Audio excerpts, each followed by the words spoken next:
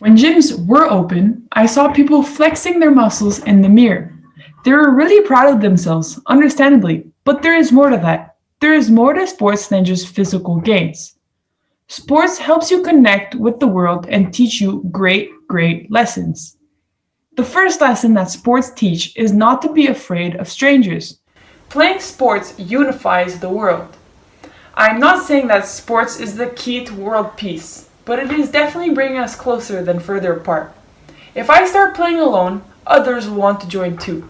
It has happened to me many times. I could be found playing with a hotel security guard while my parents were busy organizing an excursion in Turks and Caicos. In Guatemala, I quickly learned the Spanish soccer lingo for time, man on, and pass me the ball. For those interested, those translate to tiempo, cuidado, and aquí. Normally, the louder you say aquí, the more often you will get the ball. You really have to scare them. In Quito, I learned that no matter how much cardio you may have, nothing prepares you for playing soccer in high altitudes with strangers.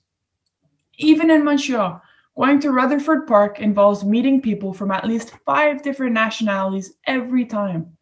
Therefore, my point remains that as long as the soccer ball is near your travel bag, you will never be alone in your voyages. Going around the world is safe through sports in that it develops connections with other strangers. They shatter the language barrier, in addition to reducing the fear of the unknown. Wherever I am, I feel most secure with a ball at my feet. The same can translate for other sports, and especially for sporting events. I dare you to try stating your favorite soccer player without others reacting to your choice. That does not happen very often. Sports create a sense of community without communication. If a teammate loses the ball, I will fight to get it back, even if we have never spoken to each other. Thus, sports unites people, no matter what their differences are. Sports will make you go around the world. Okay, where were we? The second lesson is learning about the harsh reality of losing. In the playoffs, anything can happen. My hockey team might have been the best coming out of the regular season, but now, from experience, I have learned that too much confidence comes at a disadvantage. I will always remember losing in the first round against the last place team. I still bang my head against the table on that one, even today. I was the goalie, and I did not think the slap shots were going to be hard to stop. I had mentally prepared myself for a walk in the park game, and my teammates had too. We did not take the warm-up seriously, and neither did we skate as if we deserved to be at the top.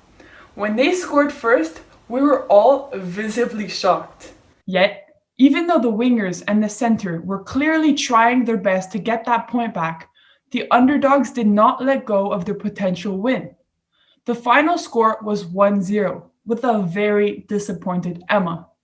I was so mad at myself. I was so disappointed that I didn't even want the end of game snack. Little did I know then that that situation was continuously going to occur throughout my life. For example, coming into an exam without studying leaves me with bad grades.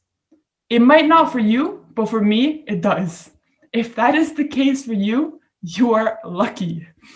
Going into an interview knowing that I will get the position makes me jobless. If I think I have my references, experience, education, I might be overconfident and not get the job. It just takes one bad game at an arena to learn to not be overly confident. The other way is also applicable. The underdogs did not give up, and they got closer to the trophy than we did. They might have even been able to win the championship. The experience teaches them the value of hard work and makes them love the rewards that come with winning. Not only do sports instill a sense of competition and are world connectors, but they instill good values. Time management, leadership, and perseverance are all learned through participation in sports. Indeed, my agenda book is a friend. It is always within my COVID-19 bubble. Look, I have it right here. nicely within 1.5 meters. And then I can check, oh, look, I have a meeting in 2 hours. Oh, wait, no, not really, but I would know if I did. Anytime anybody mentions a time or date, I will write it down immediately. I do so because dedicating time to sports has led me to have less time for my studies. I know what you're thinking. I can't see any of you, but I know what you're thinking. Isn't that cool? Sports takes away studying time. Yes, I agree. But that does not necessarily impact your grades. Actually, according to the Women's Sports Foundation, athletes get higher grades and pursue college education more often than non-athletes.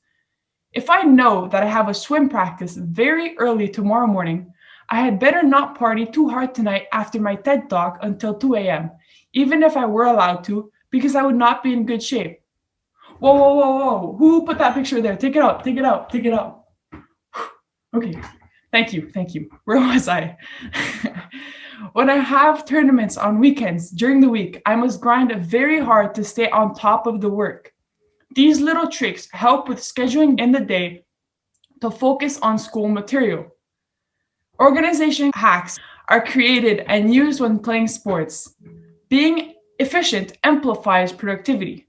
Good habits like keeping a weekly planner around and staying on top of assignments are valuable lessons that athletes can learn through their involvement with sports. Having an agenda is so important that if I had not given this talk about the importance of sports, I would be giving a talk about the importance of having an agenda. The next value learned is leadership. What does it take to be recognized as the team captain on my jersey? Having that little C. I must work hard. How must I treat my teammates to get the privilege of choosing which team is starting with the ball? I must cooperate with others and treat them with respect. These questions are the basis of what it takes to be a good leader. How should I react if one of my teammates got aggressively pushed by the opposing team? Fight for them, but with sportsmanship. What is my role on the team, and how can I bring my attributes to the table? I shoot well, but my passes lack accuracy. Maybe my teammate can pass me the ball, and I can kick the ball in the net. It is only looking back now that I realize that these questions have been answered by my involvement with sports. When looking back in the archives of my brain for examples, I didn't have to look very far, to be honest. I realized that I always looked up to my team captain. She was going to go far, and I wanted to do the same. The last value is perseverance. Aw, my talk is almost over. How sad. Being pushed down on the field teaches athletes to get back up and keep fighting. Intense 90-minute tie games bring out the best in people. Every action that one takes can make the game go either way. The game being life and your actions being your choices. In those moments, it is important not to give up. Okay, yes, maybe you did not get the medal this time, but eventually, with your determination, it will come to you. It will. Emphasis on will. It will come to you. It will. Keep that in mind. You just have to wait and be patient. Also, when the referee raises his arm and notifies everybody that there are 5 minutes left to a tied game, every player on the field knows that effort must be given immediately. No fooling around with the ball. You need to look at the net of the opposing team and imagine the ball in it. Set goals and score goals. I hope that you're starting to see the links between sports and life at this point. Right now, I am doing final exams. It would be super easy to give up. You have to give it your all though. The referee right now is telling me, you have 2 weeks left, keep going. Okay, maybe not the keep going part, but the 2 weeks part, yes. I'm going to listen to the ref because I do not want a yellow card, come on, or even worse, a game suspension. Even though the brain is drained and exhausted, that should not be an excuse to give up.